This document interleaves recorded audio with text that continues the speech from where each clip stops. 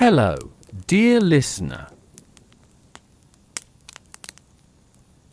Welcome to Calm Cloud Chronicles, where imagination drifts and stories unfold.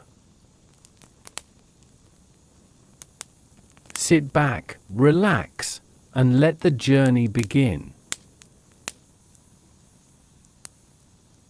Don't forget to like, share, and subscribe for more soothing tales. The Unbound Thread, a legacy of balance. In the shadow of Yggdrasil's sprawling roots, where the hum of the universe vibrated through the threads of fate, there lived a Jotun shunned by gods and kin alike. His name was Vega, a forgotten giant whose existence was marked neither in skaldic verse nor in the chronicles of Asgard. The realms had all but erased him, leaving him to rot in solitude among the wilderness of Jotunheim.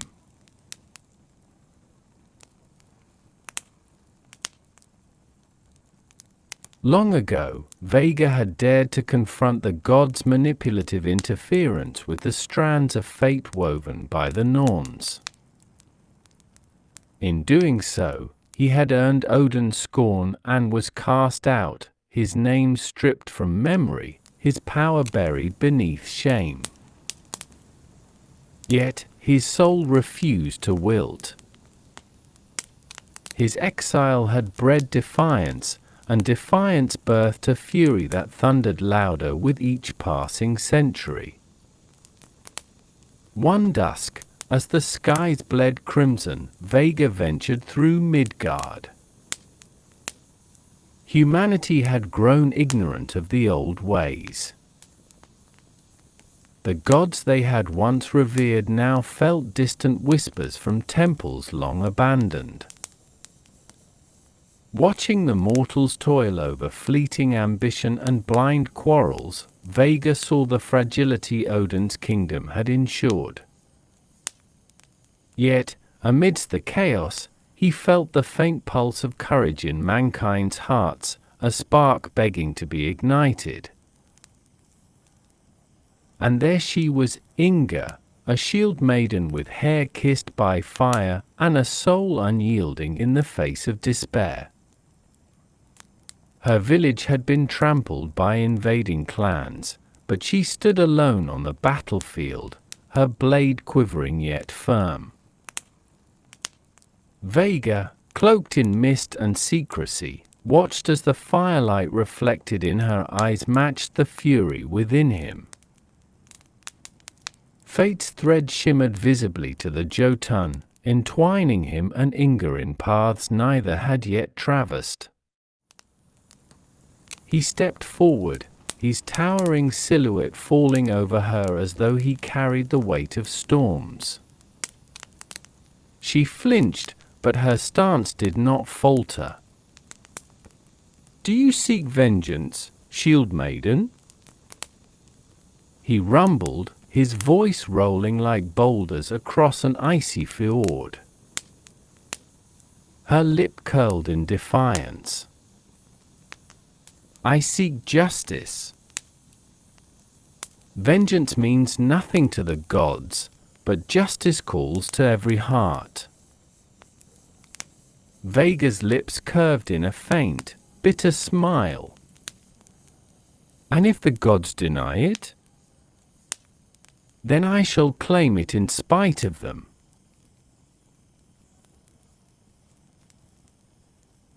The boldness in her tone, a mortal's challenge to divinity, stirred something long dormant in Vega's heart. He extended his hand, rough and vast as a tundra's expanse, the air trembling between them. "Then, I shall be your shadow." Together they marched across Midgard, an unusual alliance forged in desperation. Vega taught Inga to see the threads of fate, to harness them not for manipulation, but for understanding. Together, they unraveled the ways the gods played puppeteer with mortal destinies. As Inga's vision sharpened, the gods began to notice. Thor's storms raged in warning, Loki's whispers sowed treachery among allies, and Odin's ravens circled with their malevolent gaze. Yet, the Shieldmaiden remained steadfast, her resolve fortified by the unyielding presence of Vega. Yet, the Shieldmaiden remained steadfast, her resolve fortified by the unyielding presence of Vega. The tipping point came at the edge of a mighty fjord, where the Norns themselves awaited, their golden loom gleaming under the cold moonlight. Vega's approach was like the tremor before the avalanche, but it was Inga who stepped forward to confront them. Her voice rang out clear. Fate is the tapestry of mortals. You twist it as threads to serve gods, but it is time the mortals weave their own destiny. Her defiance pierced the air, rippling through the 9 realms. Vega raised his axe, the air splitting as it descended, not upon the Norns, but upon the loom itself. Strings snapped like harp chords silenced, their glow fading as fate's captivity unraveled. The gods descended like hawks upon their prey. Thor's hammer crackled, Loki's illusion swirled, and Odin's spear gleamed with ancient wrath. Yet amidst the chaos, Inga and Vega stood unyielding. The battle was not won through power but through intent, a resonance too profound for the gods to comprehend. They retreated, their reins shaken but not shattered, their minds burdened with Vega's and Inga's warning. When the dust settled, Vega, weakened from the ordeal, saw his own threads fade. He collapsed beside Inga, who knelt to meet his fading gaze. "You have shown me what mortals can become," he said, his voice heavy as frost. "It was never vengeance. It was always balance." Inga clasped his hand, a silent promise burning within her. As Vega's essence returned to the root of Yggdrasil, his memory became unshakable, etched not in divine law, but in mortal hearts. In the years that followed, Inga became a storyteller. Her tales carried the winds of change through Midgard, inspiring mortals to reclaim their destinies and sever divine strings. And so, the gods' grip began to loosen, not in defeat, but in the unrelenting will of humanity. The winds in Midgard changed after Inga's and Vega's defiant act. Where once there was resignation to the whims of gods, there now brewed whispers of change. The gods, though shaken, maintained their thrones, yet they could feel the tremor beneath their feet, the pulse of mortal hearts awakening to their own power.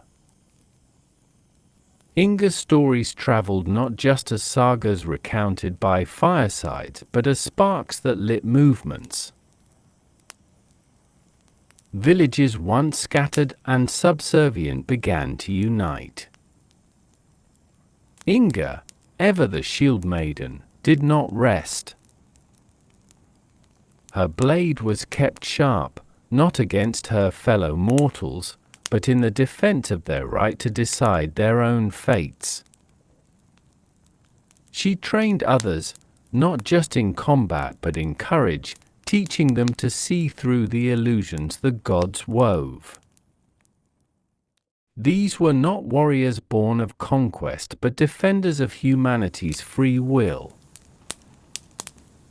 One night, as the frost bit deep and the northern lights shimmered like ghostly trails of fire across the sky, Inga felt a presence, familiar yet otherworldly.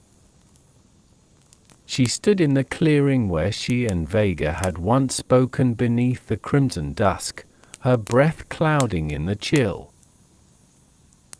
The faint outline of the Jotun emerged from the shadows, not as a corporeal being, but as an echo bound to Yggdrasil. Inga, his voice resonated like an ancient bell, deep and enduring. The gods have not forgotten. They wait for your resolve to falter. She tilted her head, her gaze unwavering. And I will not falter. They may wait an eternity. The faintest trace of a smile curved Vega's spectral lips. Mortals do not need eternity. They need only courage in the moment, and you have given it to them. As his image began to fade, his presence lingered, a force unseen yet deeply felt. Inga understood then that Vega's sacrifice was not just a stand against the gods, but a seed planted in the collective soul of mankind. His defiance and her actions were ripples in the great sea of existence, growing ever larger. But even as Inga returned to her people, rallying them with both sword and story, the gods plotted.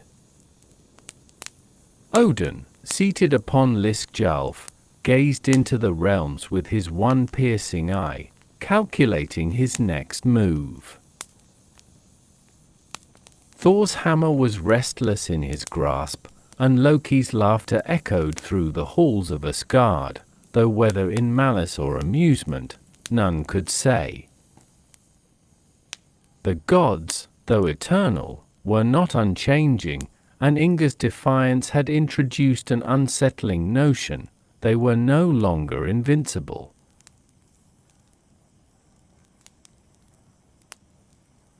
Inga knew this truth and prepared for what was inevitable.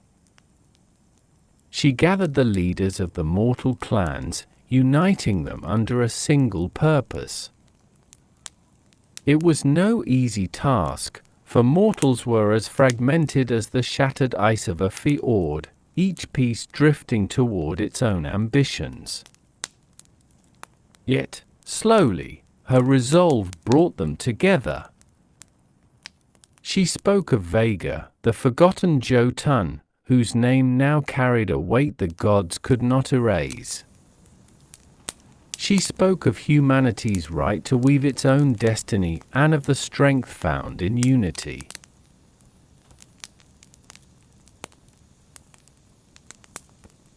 As their alliance grew, the gods' hand was forced. Odin descended upon Midgard in a tempest, his spear Gungnir glowing with runes of wrath. He called upon Inga to yield, to recognize the order of the cosmos and the gods' rightful dominion. Inga stood alone to face him, her figure stark against the storm. She did not draw her blade, but spoke with the calm of one who had stared into the abyss and found it wanting. I do not defy the gods out of hatred, All-Father, she said, her voice steady despite the thunder's roar. I defy you because the threads you weave have bound mortals in chains of fear and submission. We seek only to stand as equals, to claim what is ours by the right of existence. Odin's gaze bore into her, the weight of countless eons pressing against her resolve.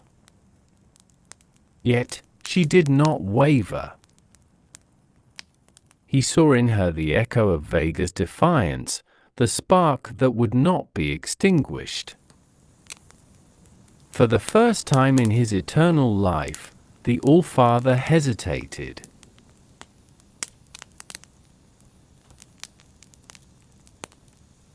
And so the gods retreated once more, their might tempered not by loss but by the realization of their own fallibility. Inga did not claim victory, for there was no final battle, no triumphant end. The war she waged was not one of swords but of hearts and minds, a battle that would echo through the ages.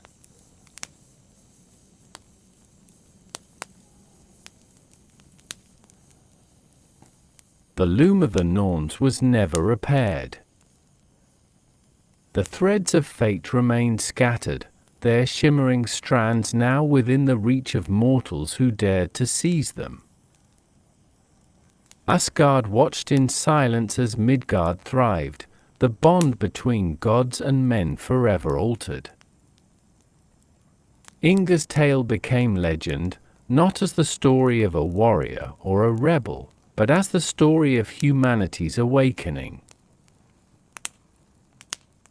And though she eventually left the mortal plane, her spirit lingered in the hearts of those who heard her story, who felt the pulse of freedom stir within them. It is said that on nights when the northern lights dance across the sky, you can hear the echo of a Jotun's laughter and the whispered words of a Shieldmaiden, "Fate is ours to weave." Years passed, and Midgard flourished, its people steadily weaving their destinies, unbound by the heavy hand of the gods. Villages turned into towns, and towns grew into thriving communities, each storytelling tradition interwoven with echoes of Inga's legacy. The mortals began to harness their newfound freedom, not in defiance, but in creation, building, imagining, and embracing their connection to the earth and skies. But whispers of the gods persisted. Though no longer feared as omnipotent beings, the gods were still forces of nature that could not be entirely ignored. Thor's storm still rolled through the mountains, a reminder of Asgard's presence. Freyja's radiant beauty still brought fertility to the land, though without tribute, and Loki's mischief still surfaced in the unpredictability of life. Yet, the mortals no longer bent their knees, instead, they met the gods as equals, their spirits unbroken, their courage unwavering. Inga had long departed this realm. Her shield hung in the halls of a great lodge where her descendants gathered to tell stories of the courageous Shieldmaiden who defied the gods. Her blade had been passed down through generations, now no longer wielded in battle, but kept as a symbol of resilience and humanity's sovereignty. Her story became the foundation upon which others built their lives, inspiring a legacy that transcended borders and time. High above, within the chambers of Asgard, Odin sat upon his throne, gazing down upon Midgard with his ever-watchful eye. The mortals had grown wise, no longer pawns in the games of gods. Yet Odin, the All-Father, carried a grudging respect for their transformation. Though he had retreated from his campaign against their defiance, he was no fool. He knew the gods could never fade entirely. Their essence was tied to the cosmos, to the great balance that bound the 9 realms. And so, Odin devised a plan. If the mortals would not fear him, perhaps they could be drawn into a fragile alliance, a partnership born of mutual respect. He summoned Thor and Freyja, and even Loki, his mind ever calculating, ever weaving. "What has become of us?" Thor muttered, his voice like rolling thunder. The mortals grow bold, forgetting their place in the grand design. Odin raised his hand, silencing him. "No, my son. They have merely embraced what was always theirs, the power to create, to endure, to defy. It is neither weakness nor blasphemy. It is balance. If the mortals thrive, so shall we." Loki leaned forward, his grin sharp as a blade. "And how do you propose we maintain balance, All-Father? By bowing to their whims?" Odin shook his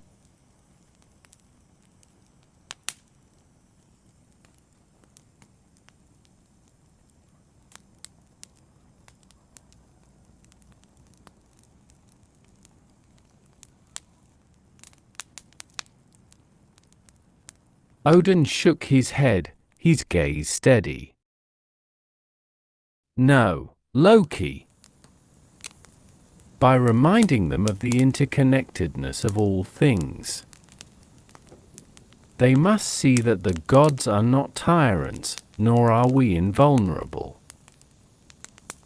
We are part of the fabric of the cosmos, just as they are. If we vanish, the threads of existence will fray." And so, Odin extended his hand, not as a ruler but as a keeper of harmony. He sent emissaries to Midgard, not to demand allegiance, but to foster understanding.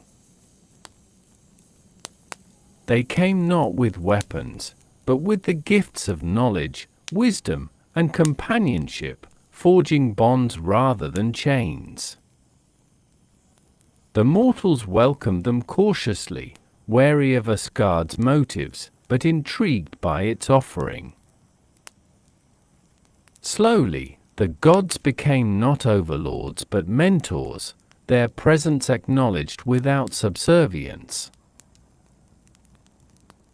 The alliance grew stronger, rooted in the values Inga and Vega had fought to establish: equality, respect, and the freedom to choose one's path. And so, the tale of Midgard and Asgard became one of balance restored, not through domination, but through the courageous act of standing tall, of believing in the power of humanity to shape its own destiny. The Shieldmaiden's legacy endured, her spirit flickering like the northern lights, guiding all who dared to dream. Years turned into centuries, and the tapestry of balance between mortals and gods wove deeper threads. The alliance had grown, marked by mutual respect yet not devoid of tension.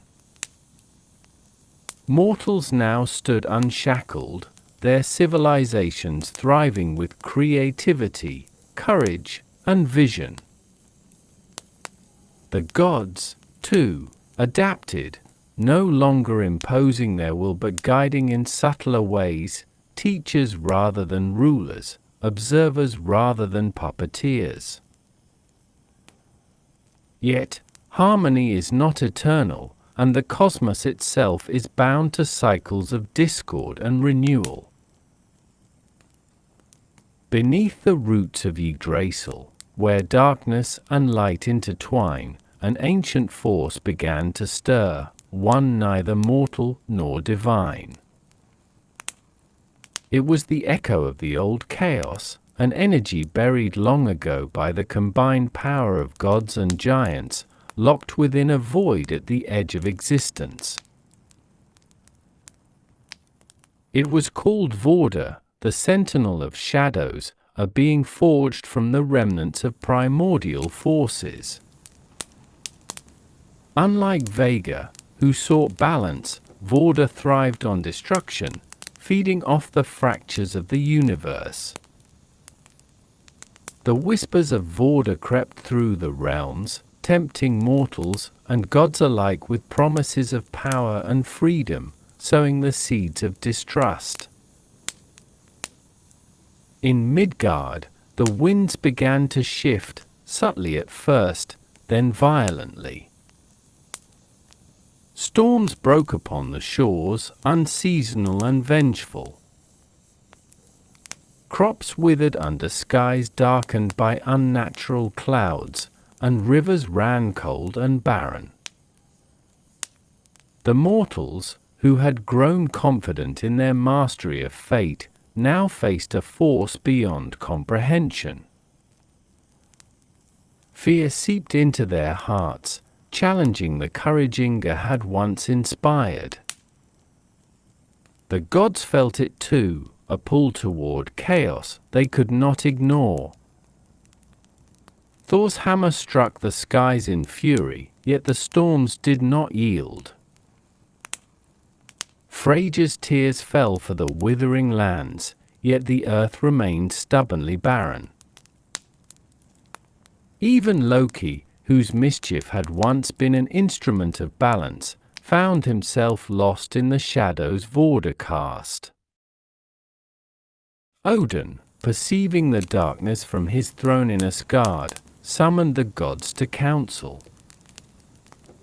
His voice rang out, stern yet uncertain.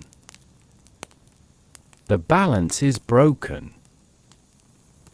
A force we thought contained stirs once more. Vorda rises. The gods exchanged uneasy glances, for even their combined might had been insufficient to destroy Vorda in times long past. Loki broke the silence, his smile laced with unease.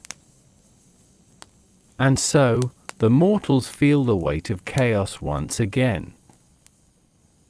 Shall we remind them that they are but dust beneath our boots? No, Odin said firmly, his gaze piercing. Dust does not resist the storm, it becomes the storm. The mortals are no longer fragile. They will either stand with us or be consumed. In Midgard, the mortals themselves debated their course. Some called for the gods to reclaim control, seeing divine intervention as their only salvation. Others rejected the notion, arguing that humanity must face this threat alone to prove its worth. The unity Inga had forged began to fray under the pressure, and whispers of Vorda twisted minds, turning allies into adversaries. It was then that Inga's descendants rose, bearing the shield and blade of their forebear. They remembered her teachings, her unyielding spirit, and the legacy of balance she had left behind.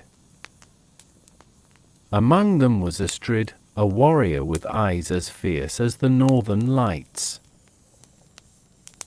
Her voice cut through the chaos of mortal debate. This is not the time for division. Do you not see?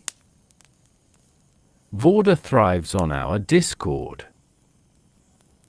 If we succumb to fear, we have already lost. We are bound to the gods, as they are to us, not in submission, but in unity. Let us stand together, as Inga and Vega once did. Her words carried weight, sparking a flame in the hearts of mortals and gods alike. Astrid became a bridge between realms, calling upon Odin and Thor to lend their strength, yet urging humanity to lead the charge.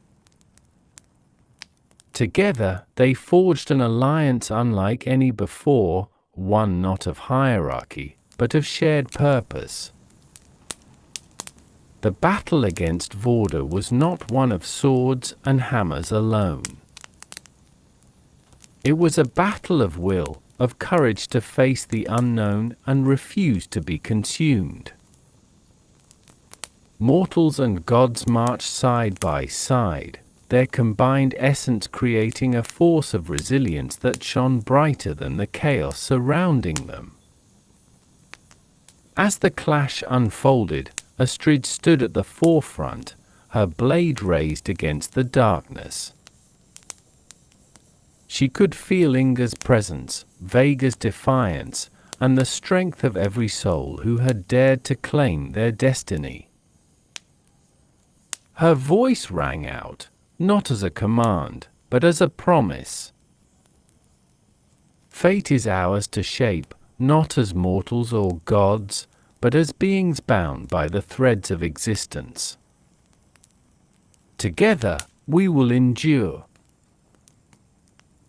And so, the realms united against Vorda, their collective spirit weaving a new tapestry, one of harmony born not of submission, but of courage.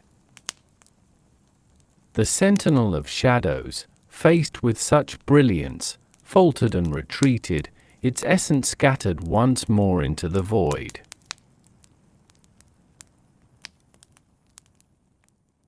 Yet the lessons of Vorda lingered, a reminder that balance is not a destination but a journey, forever at risk of breaking. Astrid and her allies, mortal and divine, pledged to guard this fragile harmony, knowing that the threads they wove today would shape the realms for ages to come. The realms settled into an uneasy peace following the defeat of Vorda, but the echoes of its chaos lingered, like a scar across the fabric of existence. Though balance had been restored, both gods and mortals were left with questions that no victory could answer. What was the cost of unity? And how long could it last? Astrid, though hailed as a hero, felt the weight of these questions. She had seen firsthand the cracks that had formed not only in the alliance, but in the hearts of mortals and gods alike. She traveled the breadth of Midgard, listening to the stories of the people and the murmurs of discontent. In the quiet moments, she would gaze at her ancestor Inga's shield, its surface etched with countless marks from battles past, a testament to resilience and sacrifice. It was during one such moment, while camped beneath the sprawling branches of an ancient oak, that Astrid felt a familiar presence. The air grew still, and the rustling leaves seemed to hush in reverence. A figure emerged from the shadows, neither mortal nor divine, but something in between, a guardian of memory and possibility. It was Vega.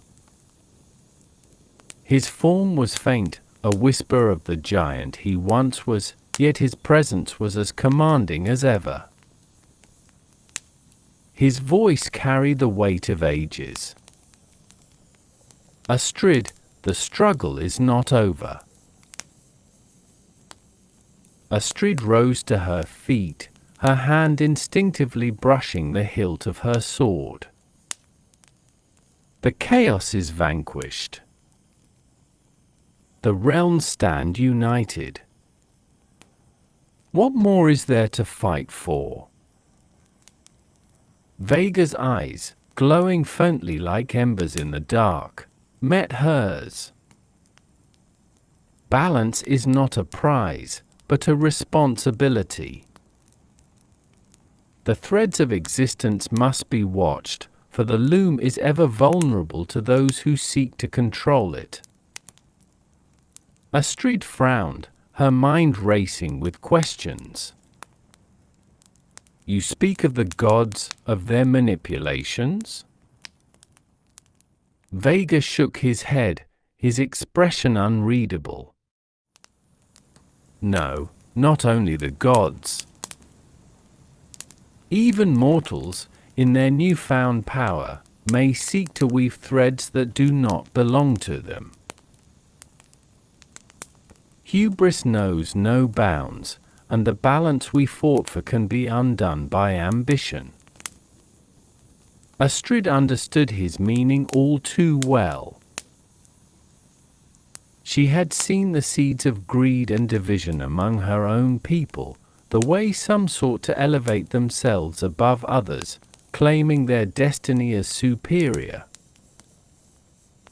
It was a quiet threat, less overt than Vorda's chaos, but no less dangerous. Then what must I do? She asked, her voice steady despite the storm within her. Vega stepped closer, his massive hand hovering just above her shoulder, as if to offer a reassurance he could no longer give. Guard the balance, Astrid. Not with blade or shield alone, but with wisdom. The realm needs more than warriors, it needs those who can see beyond their own desires, who can weave harmony even in discord. As his form began to fade, Astrid felt a surge of determination. She understood now that her role was not to fight endless battles, but to guide her people toward a deeper understanding of their place in the tapestry of existence.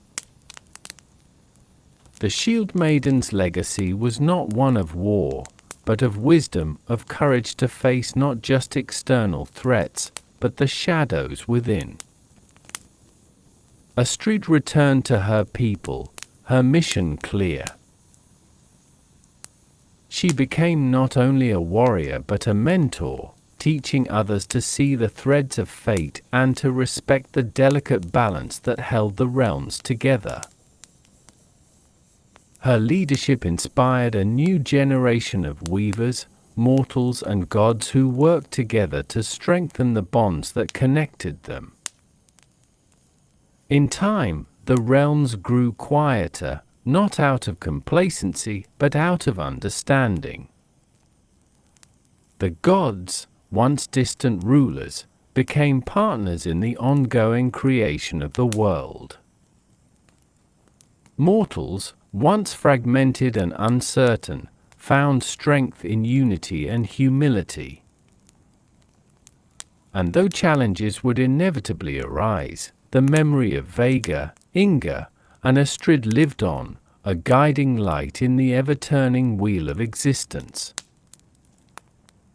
And so the story of balance continued, not as an ending, but as a promise, a reminder that harmony is not a destination, but a journey, one thread at a time.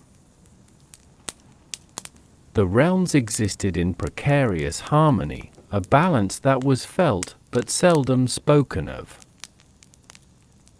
As Astrid's leadership evolved, her focus shifted from grand battles to quieter revolutions, moments where clarity overtook fear, and wisdom triumphed over ambition. Her teachings resonated deeply with the people of Midgard, who grew to cherish the delicate interplay of their shared fates with the gods. Yet, even amid this newfound enlightenment, shadows lingered. Balance, Astrid had come to understand, was not static. It was alive, a pulse woven into the very threads of existence. Astrid often walked alone by the fjords, the jagged cliffs rising above restless waves that seemed to mirror her thoughts. There she would listen to the whispers of the wind, for she believed that nature carried its own wisdom, one untainted by mortal or divine influence. It was during one such solitary walk that she heard a sound unlike any she had known, a deep, resonant hum that seemed to come not from the wind or waves, but from the earth itself. Following the sound, Astrid climbed higher, her boots scraping against the rocky terrain until she stood before a crack in the cliffside, a fissure that pulsed with an eerie glow. Tentatively, she stepped closer, the air around her thick with the weight of something ancient. As she peered into the fissure, she saw threads, golden, silver, and black, writhing as if alive. They were the strands of fate, raw and untamed, unspun by mortal or divine hands. Vega's words echoed in her mind. The realm needs more than warriors, it needs those who can see beyond their own desires, who can weave harmony even in discord. This was not mere chaos or imbalance, it was possibility, a reminder that fate was not fixed but fluid. Astrid reached out, her fingers brushing the threads, and instantly she was overcome with visions of past, present, and futures that could be. She saw Vega's defiance, Inga's courage, and her own resolve. She saw Midgard flourishing, but also teetering on the edge of greed and division. She saw gods and mortals standing together, yet distant forces threatening to unravel their unity. As the visions faded, Astrid withdrew her hand, her breath steady despite the storm within her. She understood that the fissure was both a gift and a warning, a reminder that balance was not merely fought for but continually tended to, like a fire that could easily flicker and die. It was her burden to ensure the flame endured, not as a warrior, but as a guardian of harmony. Returning to her people, Astrid shared none of what she had seen, for she knew that the threads of fate were not hers to reveal. Instead, she redoubled her efforts to inspire her people to look inward, to confront their own fears and ambitions, to see themselves not as individuals isolated by destiny, but as threads interwoven in the greater tapestry of existence. Slowly, her teachings began to take root, spreading beyond Midgard to the other realms. The gods themselves began to listen, their understanding of mortal strength deepening in ways they had never before considered. Yet the fissure in the fjord remained, its glow an eternal reminder of what could be gained and lost. Astrid visited it often, her presence a quiet vigil against the chaos that always lurked at the edges of balance. And though she knew her time on Midgard would someday end, she found solace in the knowledge that the thread she had woven, threads of courage, wisdom, and unity, would endure, carried by those who came after her.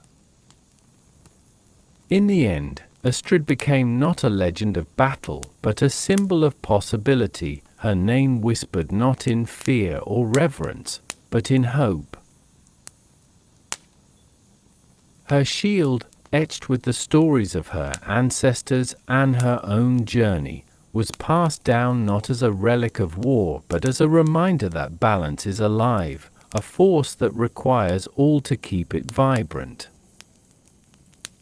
And so, the fissure remained, its threads ever shifting, ever alive, a testament to the infinite potential of existence. To this day, it is said that those who stand before it can hear the echo of Astrid's voice and the laughter of Vega, urging all who dare to listen. Fate is ours to shape, but balance is ours to guard. As the fissure in the fjord quietly pulsed with its golden, silver, and black threads, it became more than just a secret to Astrid, it became a symbol across Midgard.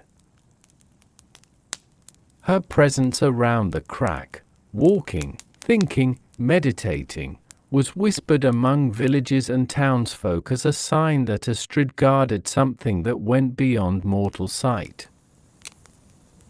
They revered her, not as a queen or ruler, but as a quiet shepherd of their shared fate.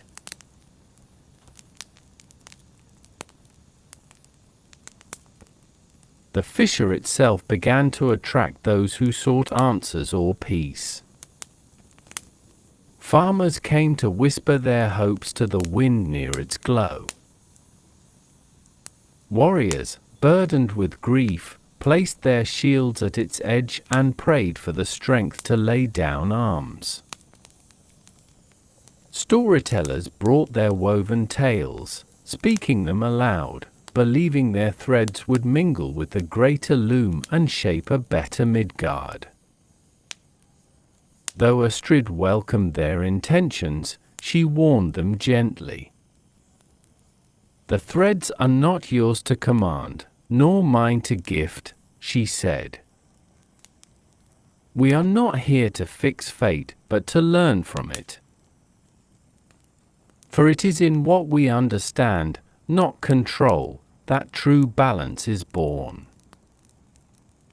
Meanwhile, within Asgard, Odin watched closely, his ravens whispering of the fissure and its power.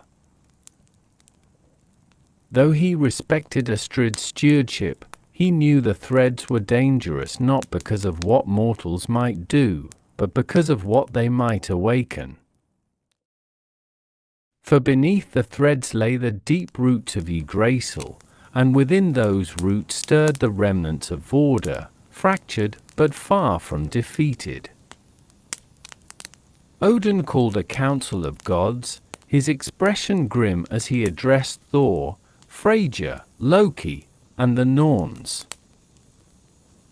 "The mortals have grown strong, but with strength comes recklessness. They walk a dangerous path, guided by whispers that stir from beneath. If Vorda rises again, it will not merely strike at Midgard, it will unravel all realms." Thor stood, his hammer thundering in agreement. "Then let us strike now, before the fissure grows into an abyss." But Loki, ever the contrarian, leaned forward with a sly smile. "And if you strike, dear brother, do you not think the mortals will rise against us? They are not what they were, and their flames burn brighter than ever. Perhaps striking is not our answer." Freyja interjected, her voice soothing but firm. "If we move against the mortals, even to protect them, we will shatter the delicate trust we have built. But to leave them untended is folly. There must be another way." The Norns spoke at last, their voices weaving like melodies. "Balance is fragile, all-father, but the threads cannot be undone. What was woven cannot be unwoven, it can only be watched, tended, strengthened. The mortals and gods alike must walk this path together." Odin, though reluctant, agreed. He sent Freyja to Midgard as an envoy, not to claim the fissure, but to offer guidance and protection to Astrid. Her arrival was greeted with suspicion by the mortals, who feared the gods might seek to reclaim control. But Astrid welcomed her with quiet understanding, knowing that balance required not just unity among mortals, but partnership with the divine. Under Freya's watchful eye, Astrid continued her work, teaching the people of Midgard to see the threads not as power to be wielded, but as a reflection of the choices they made. Slowly, trust began to grow between realms, the gods and mortals working side by side to guard the fissure and the balance it represented.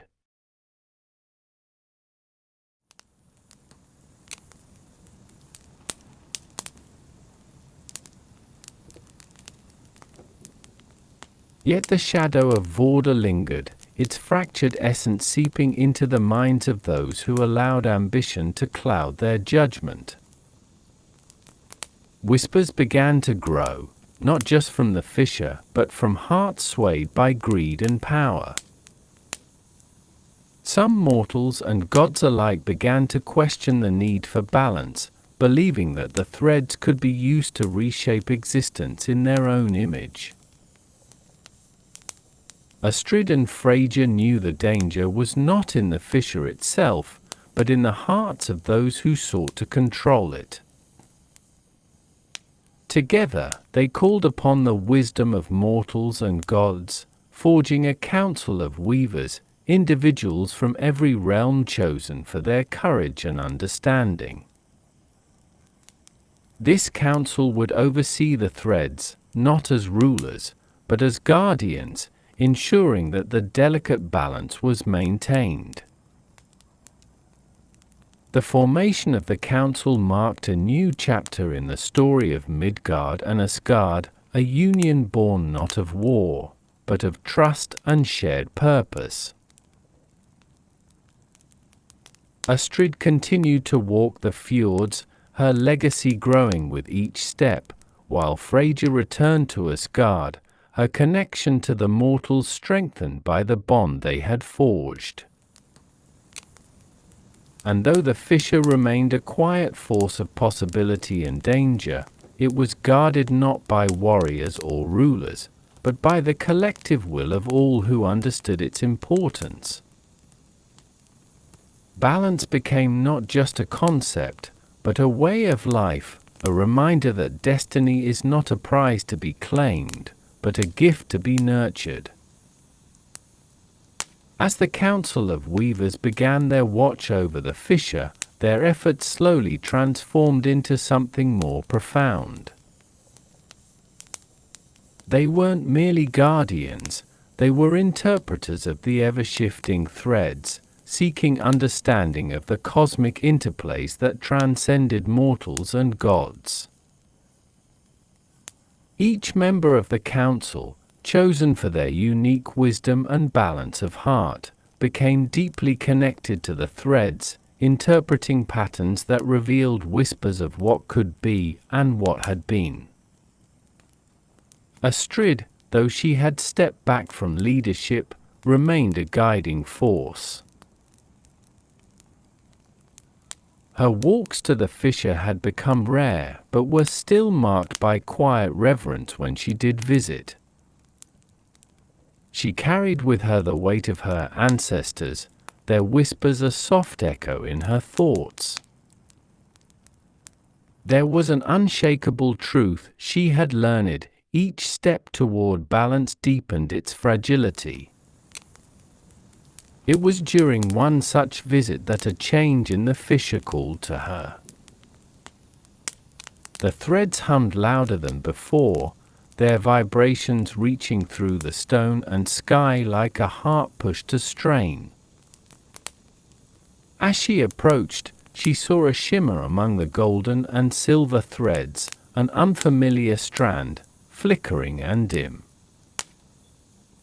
It wasn't black like the shadows of chaos, but something else, something hesitant, as though its full nature remained unreadable. Astrid knelt at the edge of the fissure and reached out, sensing the tug of a new story beginning to emerge. Back in Asgard, the gods also sensed it. Odin's one eye gazed deeper than ever into the realms, his breath still as he muttered an ancient word even his council had not heard before. It was the name of something once thought impossible, an unbound thread. Unlike the others, it obeyed neither fate nor free will. It was a thread without origin, appearing suddenly yet woven into the tapestry without permission. This was no mere anomaly, it was a paradox. For the first time, gods and mortals alike faced a force neither bound to chaos nor tied to harmony. Astrid shared this discovery with the Council of Weavers, and their debates grew heated. Some believed the new thread was a sign of hope, a chance to expand understanding of the loom beyond balance itself. Others feared it was a crack in the very fabric they sought to guard, a harbinger of an unraveling they could not yet comprehend. Freyja, returning to Midgard after hearing of the unbound thread, stood with Astrid as they sought its meaning. Freyja, her golden hair reflecting the sun's glow, knelt beside Astrid, her voice steady. The threads have always obeyed the loom's silent song. What are we, Astrid, if even the loom now questions itself? Astrid's gaze did not leave the fissure. We are what we've always been. Guardians, not rulers. The threads may question themselves, but we are here to learn, not to command. Their deliberations grew as the unbound thread began to shift, its nature bending yet never snapping. The gods felt uneasy, for even their ancient understanding failed to contain it. Mortals, too, spoke in hushed tones of this new anomaly, dividing themselves once more into camps of hope and fear. The fissure's hum grew louder still, reaching a fever pitch that vibrated through the realms. And then, on the night when the northern lights wove the sky into rivers of green and gold, the unbound thread revealed its nature. It spoke. Not with words, not with sound, but with presence. Those attuned to the threads, Astrid, Freyja, Odin himself, felt its message resonate within their souls. It was not a threat. It was not chaos. It was a question, an offering. What happens when balance is not enough? When fate and free will can no longer define what is to come? Astrid, ever the Shieldmaiden, stood alone at the fissure that night, her hand resting on Inga's shield. What happens, she murmured, is what we choose to create. And so, the story shifted again, the unbound thread weaving itself not as a disruption, but as a challenge to all who would listen. Its presence reminded both gods and mortals that balance was not a solution, but a choice made anew every day, a living dance that demanded courage not just to maintain, but to evolve. The unbound thread rippled across realms, neither adhering to the will of gods, nor bending to mortal ambition. Its existence alone was a question, a possibility that challenged the foundations of what had always been. As Astrid stood vigil at the fissure, she began to notice that those drawn to it no longer came solely with fears or prayers. They came with curiosity and questions, seeking to understand what lay beyond the known. The council of weavers grew restless. Within their deliberations, the weight of the threads present sparked both debate and wonder. Some, particularly the elders among the council, believed the thread to be a mistake of the loom, something unmeant and dangerous. Others, especially the younger weavers, saw it as an invitation to step beyond the borders of destiny and choice, into an existence yet unimagined.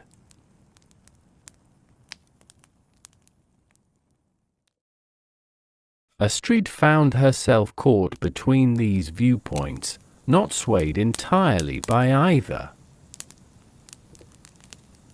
She saw the thread as neither mistake nor gift, but as a reminder: the universe, in its vastness, was alive, changing, unbound by the very rules it once created. It was not her place to define the thread, it was hers to learn from it.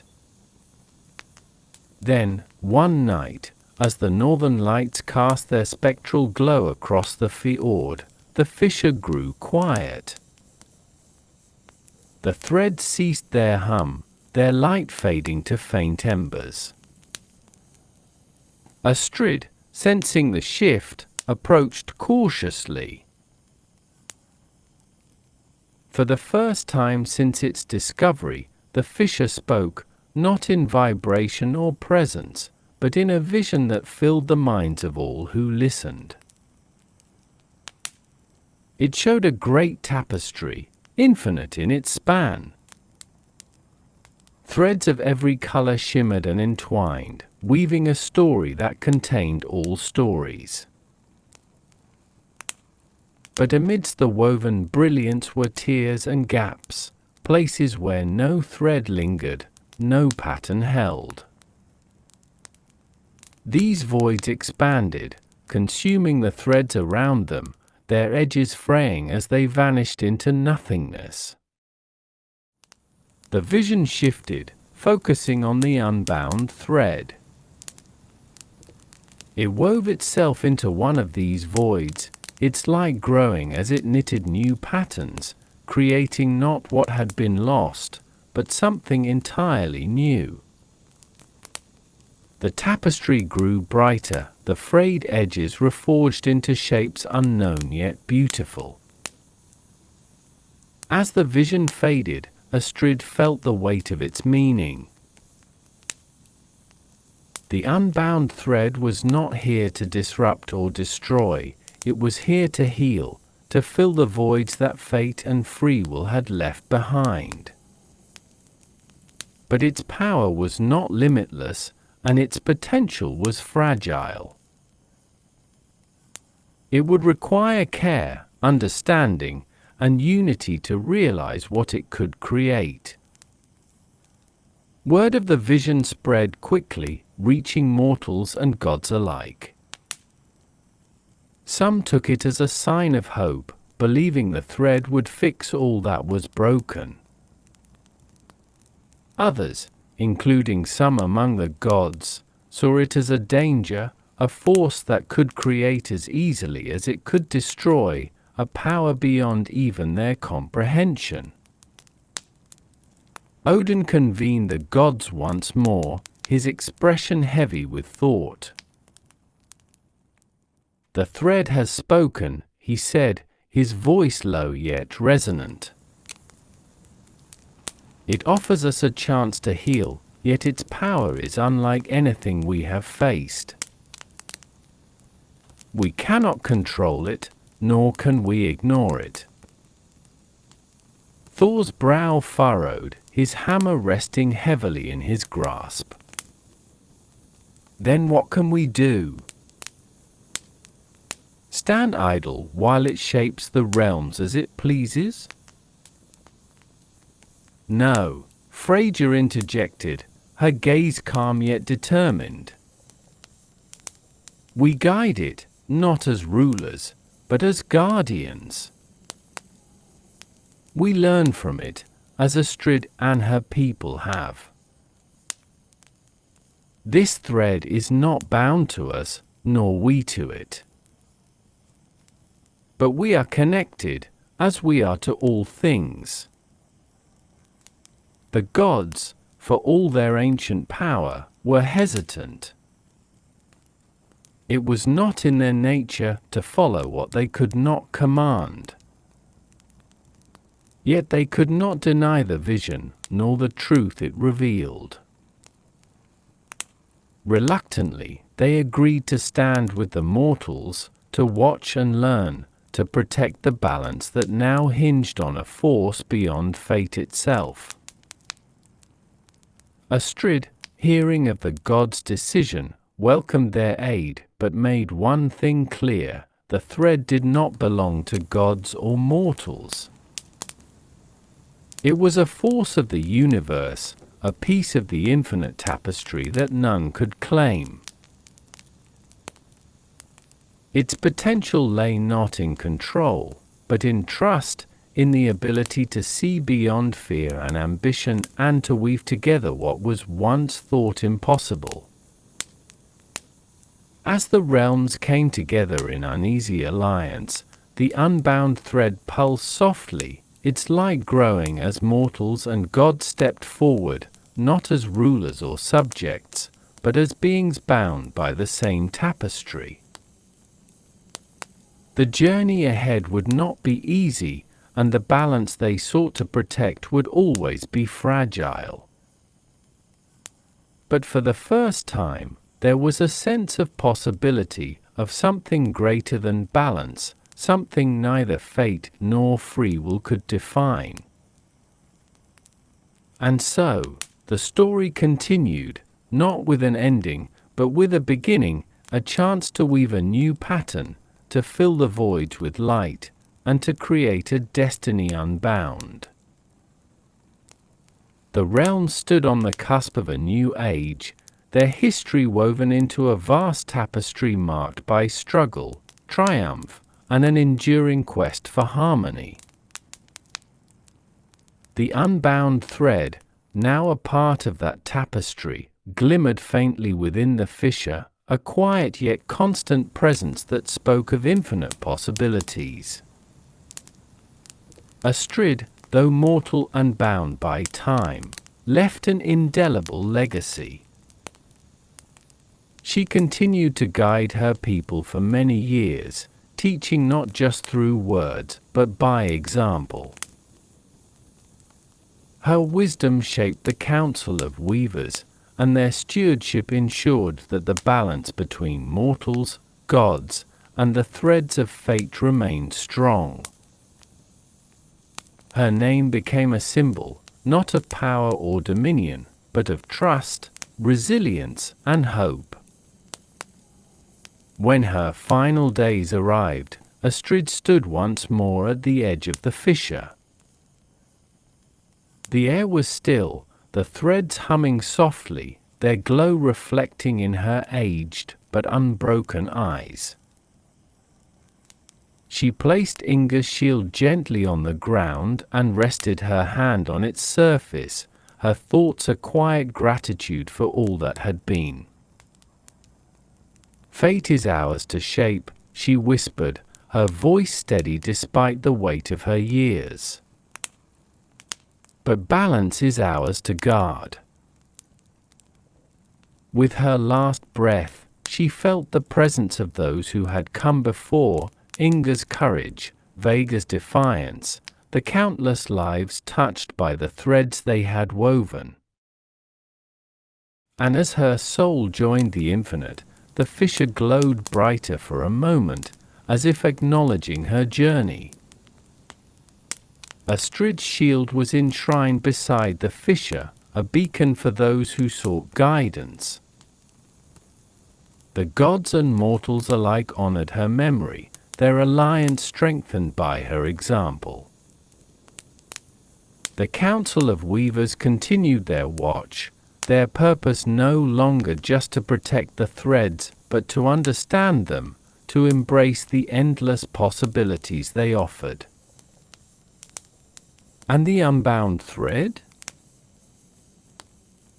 It remained a mystery, a question left unanswered, a challenge left open to those who dared to dream beyond the known.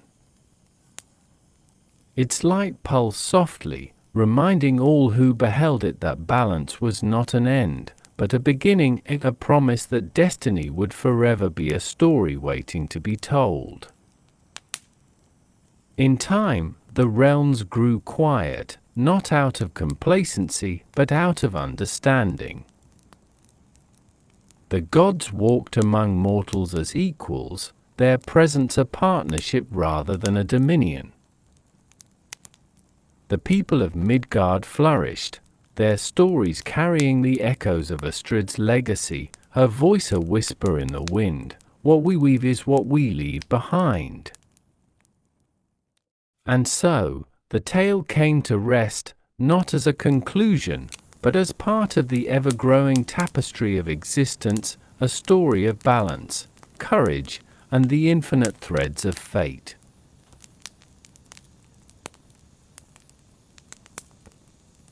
Thank you for being a part of Calm Cloud Chronicles. What kind of stories help you relax the most? Please let us know in comments below. If you enjoyed this story, let us know by liking, sharing, and subscribing. Until next time, stay peaceful and keep dreaming.